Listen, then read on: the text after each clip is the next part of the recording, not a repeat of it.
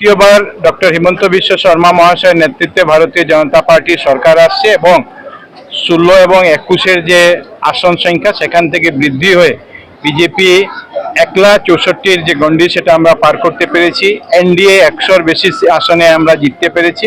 এই জন্য আসামের প্রত্যেক জনগণকে আমরা ধন্যবাদ জানাই, কৃতজ্ঞতা জানাই এবং ডক্টর হিমন্ত বিশ্ব শর্মা মহাশয়ের নেতৃত্বে বিগত 5 বছর যে উন্নয়ন হয়েছে, আসামকে এগিয়ে নেওয়ার যে কাজ হয়েছে তারই প্রতিফলন আমরা দেখেছি নির্বাচনে হয়েছে। সঙ্গে সঙ্গে বরাক উপত্যকাতেও আমরা 13টির মধ্যে 9টি আসনে আমাদের প্রার্থীরা এগিয়ে আছেন। আমরা নিশ্চিতভাবে এই 9টা জিতব এবং আমার বিধানসভা লক্ষ্মীপুরেও 14 রাউন্ড শেষ হয়েছে, প্রায় 82,600 ভোটের আমি এগিয়ে আছি। লক্ষ্মীপুরের প্রত্যেক জনগণকে আমি ধন্যবাদ এবং কৃতজ্ঞতা জানাই এবং বিগত 5 বছর যে কাজ করেছিলাম আগামী 5 বছর যাতে এর চেয়ে বেশি কাজ করতে পারি সেটার জন্য লক্ষ্মীপুরের জনগণেরও আশীর্বাদ কামনা করছি। আবার দেখতে পাচ্ছি আমরা পশ্চিমবঙ্গেরও বিজেপির ভালো একটা সিট এগিয়েছি। পশ্চিমবঙ্গের সেখানে যে জঙ্গলরাজ ছিল, পশ্চিমবঙ্গে সেখানে যে ভয়ের রাজনীতি ছিল, মানুষ সেখান থেকে বেরিয়ে এসে নির্ভয়ে এবার ভোট দিয়েছেন।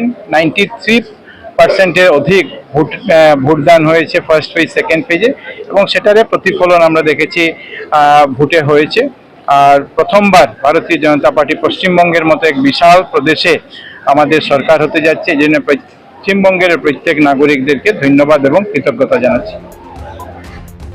আগ্রহ হবে কি